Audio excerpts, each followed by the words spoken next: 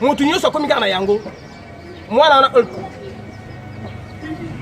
niko totaka yango moto nyonso tu ezala nani biso totie matoi na biso kuna epai na ye tolingi su te makambo se mokili efongami moto nyonso turu oyo mikolo tozali na Elko TV. Zoba yonga soba koba zoba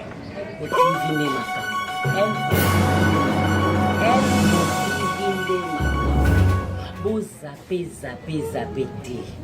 Omoni Elko TV eleki ba chaîne nyonso tu ngam na lobi yango pe ba comédien musu pe ba lobi yango boza pété bokomona ba artiste na bino ba comédien na ba comédien bokomona nde toko sepelisa bino na biloko nyonso bino bolingaka ba théâtre nyonso nde bolingaka o ba émission eloko nyonso ka ya malamu bomona ngo so bobesika Elko TV bomoni ngo na kata Elko TV.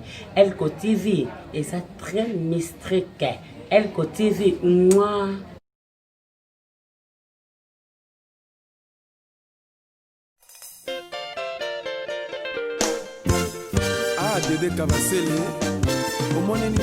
Adolphe Dominguez, bonjour.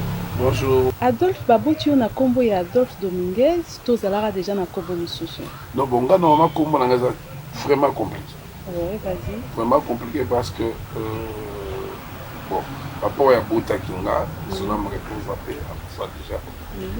Mazala qui camarade, il y a M. Setian. Oui. Monsieur Edouard Mokolo, papa Edouard Mokolo. Azala qui camarade, il y a papa Mokolo, son ami Adolphe Kabak. Azala qui est recteur, à comment recteur, il y a qui s'en a Azala qui petit frère, il y a papa pour l'autre Paul Kassé. Ça veut dire n'importe où on a sur le bâtiment on a opé ça comme il y a grand frère là, il y a bien camarade là. Donc normalement comme on a Zali Paul, Adolphe, Edouard. Donc comment mot compliqué. Donc Ezui Bangonyo. Ezui Bangonyo. Quand vous colonisez de Kola, la comme ils ont changé, ils ont Kola, d'ailleurs comme Adolphe Dominguez. Mais mon vrai nom, c'est Ebonja Elongo Lodi. C'est mon nom. Ok. Comment on a mis à moi beau. Parce que ngata babotinga na Lovanium. Papa Mukolango bazaki na ko. Donc muta memanga liboso, c'est doit Mukolo akoma. Comment on a mis à Paul Adolphe c'est. Donc il y a l'écho. Ok. Mais qu'est-ce qui a fait que Adolphe Ezui plus son père en pleurs? Il y a un en pleurs mais pour la musique. Dans le salon à la salle dans un commerce à paix. La técarango pâté, la técarama pâté, la técara camionné, la técara bijouté, la técara cobalt, ça chanteur. Donc la técara œuvre nangai. Ça Adolphe Amoni, comme on dit, Adolphe Dominguez, il a vu le jour dans quelle commune? Moi j'ai vu le jour, la commune il y a Lemba je crois. Louvanium. Louvanium c'est Lemba. Lemba, il y a un monde qui va campus quoi. Mais la beauté de la carte. La beauté de la carte campus. Pour pas la paix, elle est étudiante. Ok. Quand les mamans me zalaka, tout le monde j'avais je crois 2 ans. Papa qui na poto, avec un sa spécialité là il commence. Comme na poto. Il y a longtemps on a le baga 68 on a une poto né roi. Ok. Tant de fin na poto de fin de quoi 3 ans to zongi. Tant de zongi papa a commencé à la présidence. C'est qui je crois conseiller politique. Après tant de yé mon frère a venu. Là tu avais quel âge à peu près 5 ans? Là je crois j'avais 6 ans. Ouais. 6 ans ou 7 ans. Donc on a besoin d'aller bien on a beaucoup là nanga. Tant au longwe n'a pas 6 ans on a vers 10 ans. Papa a commencé à la banque centrale. Donc banque du Congo. Ouais. À l'époque de M. Boulmental. Boulmental c'était comme le gouverneur. Ok. Lui c'était je crois vice directeur général ou assistant à montagne. Après, tout fois dans la banque. Dans la banque, la bocage.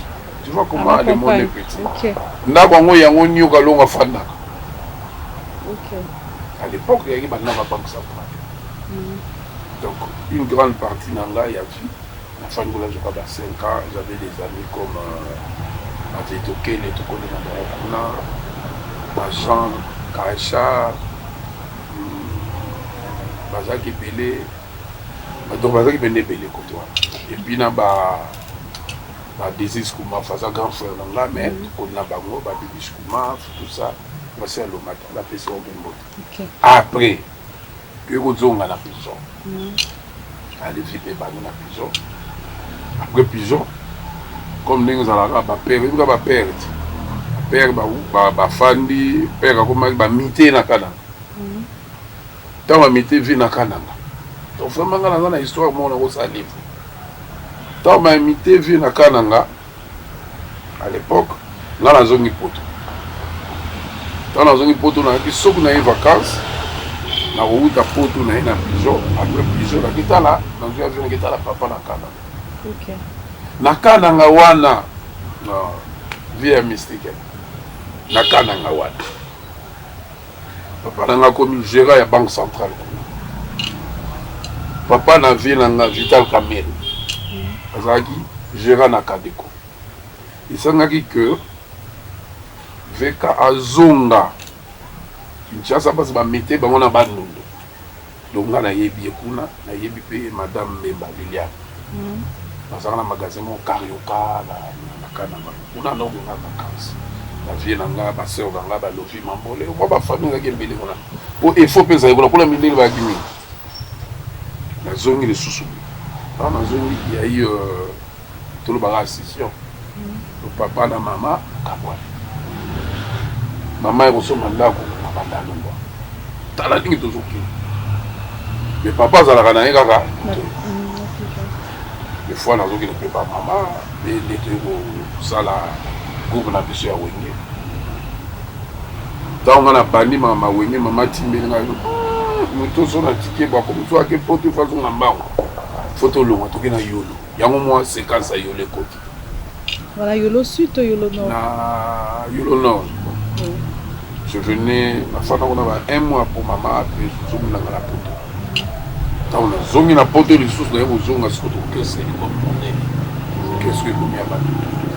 Mais la grosse page, avant il y a une société, on a limité. Azaki associé, société, je ne sais pas comment on a agrifort. Et là, on s'appelle Banzete. Toujours fan là. Moi, à l'époque, j'habitais chez mon ancien ami à moi, les Maïfouis là. Parce que mon père était seul, je ne pouvais pas habiter avec lui, ni donc à l'époque, je crois j'avais 18 ans ou 19 ans. Mais une fois, on n'a pas d'Afrique. Mon ami. N'est pas Ngaï, président de la République, son excellence, dans le rang de pauvre chef, Antoine Félix Chilombo. Béton. Vous comprenez? Surtout Koliwa. Quartier mon Christian, tout le monde. Yongai, na Kolina Babona Manzambi, na Kolina Batebele, Babona Manzambi, na Ibisusu Mongengo, bango bakibena ba voisin na papa Tshisekedi ba voisin penabo. Donc on a parlé na biso côté bimi. Donc par là. Donc moi j'ai grandi précisément à la Pigeon. La Pigeon. Parce que c'est là où j'ai fait plus de 20 ans dans moi na qui me polo yo. Et au sol à 25 ans. Tobetel sur la Pigeon. Ba souvenir na yo ya Mbinza Pigeon. Ba souvenir na ya Mbinza Pigeon. Ton enfance. Je me rappelle mon ami Serge Boukanadji Nobeli, que je salue, habitait derrière nous, sur l'avenue Kokolo. Donc, ceux qui, la mouille n'a pas dans ma roue. Baba Tsef Nassima, Koliawa, Bamoueninge, Balito, quand frère dans Georges, vous dites Lito. La mouille n'a pas son jour, on a ok chiqueté, nakilanga pas vu nanga Georges Betel botel rola nyongwa sala ite za mazo molingo na yo ba vu nanga bangwana uzali pe na ba efambe uzalaki na ba tilelo bazali na papa ngulu banga mpongo bakokelelo kaka wa kotoyo et puis baduka baye kokota bachanta duka ala Canada na pese mboti la ba Nicole Pita et puis tozali susu na ba chikem to collait vraiment bien et puis Pigeon à l'époque ngane ala guitare et na ngomona ba cheba ba sœur na biso to comprendre toujours comprendre mango vie comme moi yo nga fini comme donc vraiment la ngane comme na ba coin ils ont dérangé Pigeon. Commis, pendant qu'on a na Pigeon, il y avait moins de 300 maisons. Non, pas plus, 200 maisons. Il y a Pigeon maintenant qu'on a 600. Et comme à ce moment, une partie, la bénissima. Avec le courant pédé, comme c'est dans la bombe. Régis des autres, nous n'en parlons pas. La piscine, nous sommes comme Botier Maï. Ceux qui Botier Baclor, Banin, Banita, Bamboule, Robeta, Banin, il faut changer Maï. Maï, ça. Pigeon na biso na kusemaka na ba chef du quartier la petite nana Patricia Molonga mwana ba Molonga yazala chef ya quartier na yo kaka mais quartier na biso kala to bana mona bandege bazolela bandege bakoma kolela na bango na bandako moko mais bandako ba kati mingi ndeka ya soutien.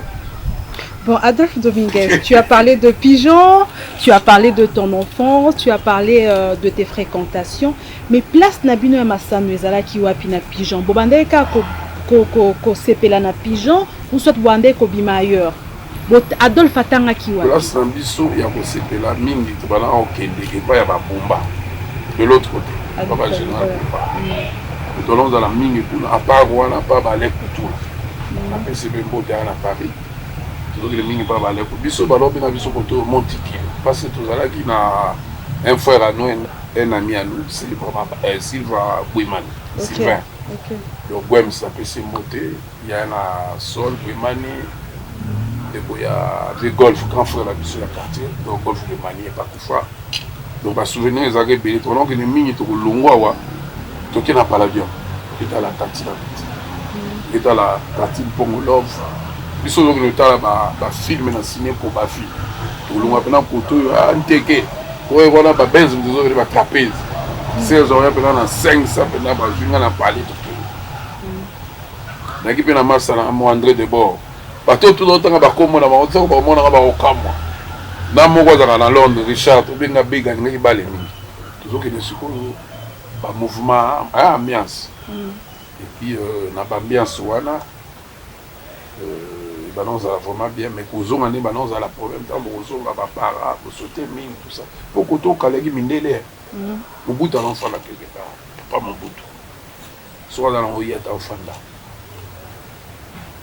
Il y avait des écoles à l'époque école les alaguité il y avait pas école les il y avait pas d'école, il y avait pas des petits marchés, il y avait rien, il y avait que des maisons on a quand le pas on aura bandeki et mon mususu moto abina mbwana bazobeta to parce que awa benga nazali alelo mundele mwa bana kozala mundele mwa kina ba mbwa do solo le bozo bana loka sur la pomme de terre donc vraiment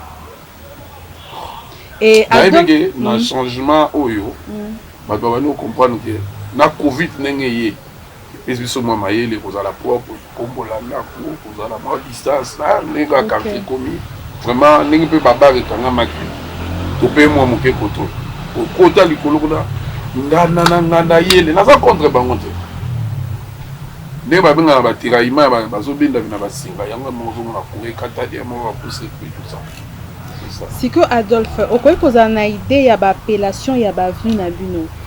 Bon biso ba avenue na biso ezalaki kaka tilele zaka yango. C'était le nom de qui? Papa Paul Okito. Papa là Paul Okito. Il y avait avenue parce que quand on aura Kaleza qui a 16 par 14, vous appelez 16 13 parlementaires.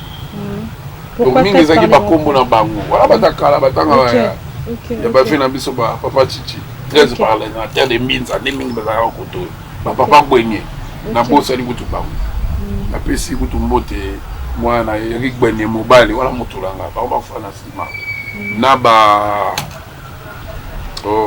cerveau liao avant on va liao bazaki awa azali député na PCP mbote donc vraiment yaika mingi ba kombo bato parce que moi je me rappelle on dirait et bon da ezaki bon j'aime pas ça là dingue na consulter en fois là va sauter donc c'est ça quoi. Et quel est le plus beau souvenir que tu as de ton enfance ici à Pigeon? Souvenir nanga bien maman poto asakufa maman Antoinette donc maman nagi soka la mimi kate boko no benga nanga mwana Joseph Waya abenga nanga ya mikate ah wala Portugal lo yango mwana bakombo mingi ga bakombo ya batakala Portugal papa poto ba souvenir nagi pe wana et puis pa ya Georges Dito à l'époque fête banon sala mawana chaque samedi banon be donc na mingi zalaki Franco papa Franco banon be zala mingi na taboulé mona beti maman beti na banon be. Et le plus mauvais souvenir qu'Adolphe a? Mauvais souvenir parce que tant on vient à accoucher Georges Dito ça l'a passé et puis quand j'ai perdu aussi mon père et puis ma sœur Josiane, on a retrouvé père il n'y a pas longtemps, donc mauvais souvenir. Et puis en plus, mauvais souvenir quand j'ai perdu mon voisin direct, il y a Jimmy Capo, le Warabasso, c'est vraiment mon voisin direct.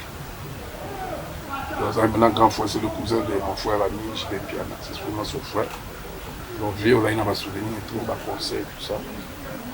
Et puis de l'autre côté, c'est la maison à habiter à la première dame. Au maman Denise et à Kolia. Donc vraiment, ils avaient la famille. Ok.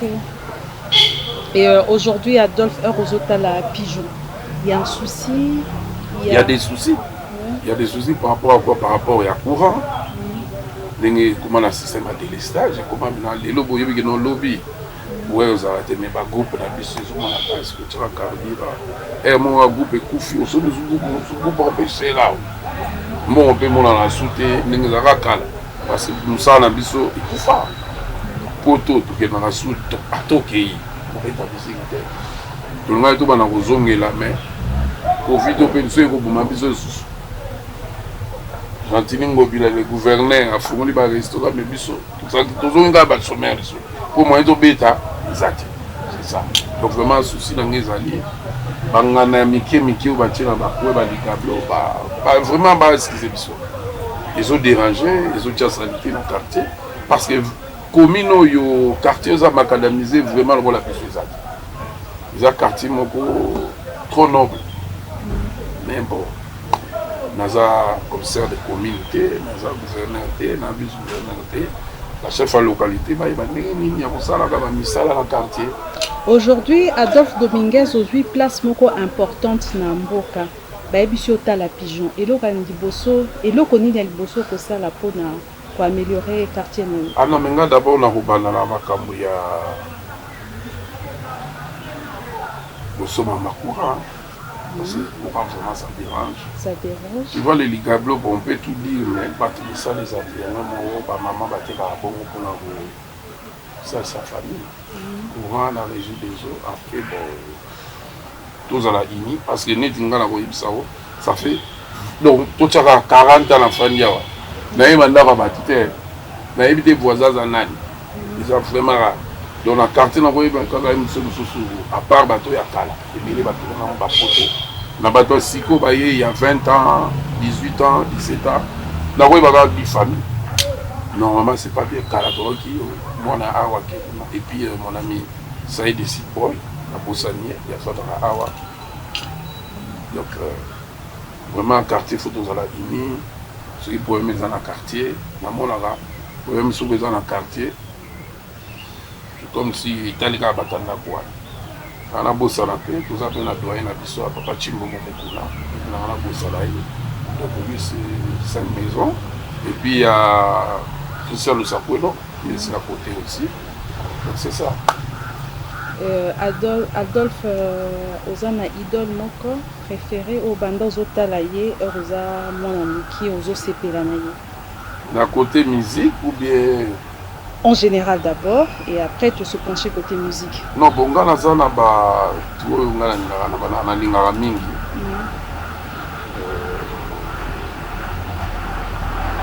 D'abord il mona no béton. Ka façon ndenge zala. Ah, yo lingi yesi ko. Non, manakala. Depuis tant do ibala tant do bon, tant do kiba petit katolo. OK. Ana na façon de mo ba fana kana. Façon Wizaki. Façon na façon de mo boye. Il est très généreux. OK. Il est très généreux. En part ça, il est vraiment un monsieur bien.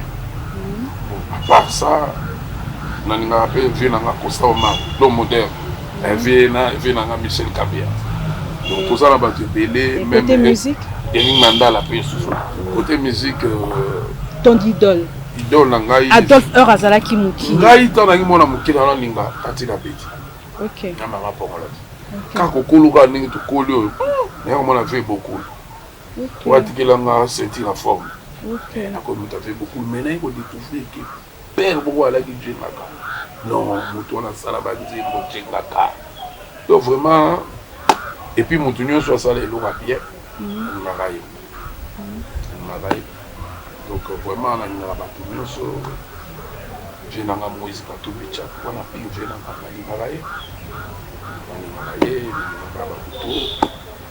donc c'est ça quoi. Non, à Capelle, on a la bien disque, on a le papier sur moi, non, album dans les obima, politico, les obima Kalate, donc vraiment, dans les éléments de partout, dans le Congo, partout, dans Poto, partout, dans les éléments. Donc Kalate, album dans les obima, le roi de Ring Mandala, Barbara Latine, les ébélés, Bacheko Mofila, Bachadrak, ils ont vraiment belé, na baya iso. Na monyo beti lisola ba commune ebele. Et par là ko pesa biso aperçu général moko ya Kinshasa. Comment tu trouves la ville par rapport à ton enfance, par rapport à tes souvenirs? Non, la ville a beaucoup changé. La ville a beaucoup changé parce que bon, la commune peut ils ont ils font un ebele, ba trop ville est comme vraiment moi mon boulot mais là qui est pour péto vraiment j'ai dans la gentille vraiment qui nous péto là qui est ça l'effort déjà effort essayer bandé pas bon ça saison propre ça saison pour péto mine de paix là partout qui la belle et ça la bien donc on a participé fou en part à moi fils gouverneur il est ah bon ça par rapport qui ne sont à la belle dans un monde les ils ont qui ne pas son moto qui va aussi là donc vraiment et qui nous a la bien Montréal parce que biso to bo to fani na to so qui ne ba kalina kalina qui so wuti ok kalina so mona normal mais ce que comme ok kalina bo mawa ok bo mawa mais échanger. Voilà, au lobby album na yo ko makala mingi te mais a cappella au réalisateur Nanga Boaki. C'est quoi encore Martini qui va faire maman quoi vouloir ngaïte conjonctura lelo isengi to suspendre l'amour matia e conséquence ya la vie tangwe kokaki te nga na yo toyoka bwana bayeba welaki yo baganie nga na mosolo nyonso se mpo nga na zanga juste mokenge. Nzembo wana ezalaki c'était par rapport à une déception ou soit c'était ah oui normalement eza nzembo oyo nasala yango par rapport à un ami à moi, Martini, je crois qu'il a une Italie maintenant. Aïe, par là, on a scellé un zéro, on a des sections pour y monter. À partir où on a travaillé, on a commis du temps, on a scellé un zéro. Et il a raté. Adolphe Dominguez a combien d'enfants? Adolphe Dominguez a 5 enfants. Avec Maman Guigui? Avec Maman Guigui. Merci beaucoup. Merci.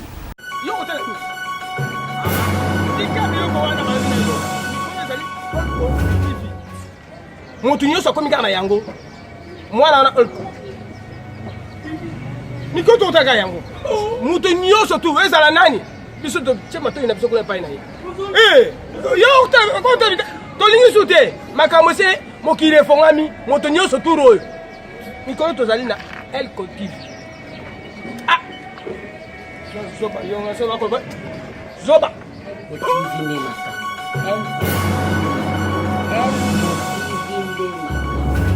Vous zappez te.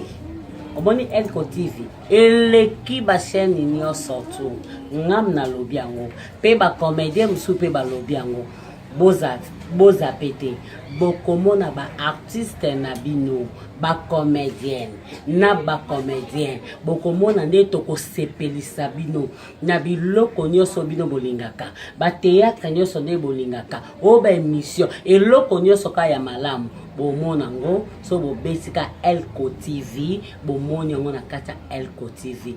Elko TV eza très mystique. Elko TV moi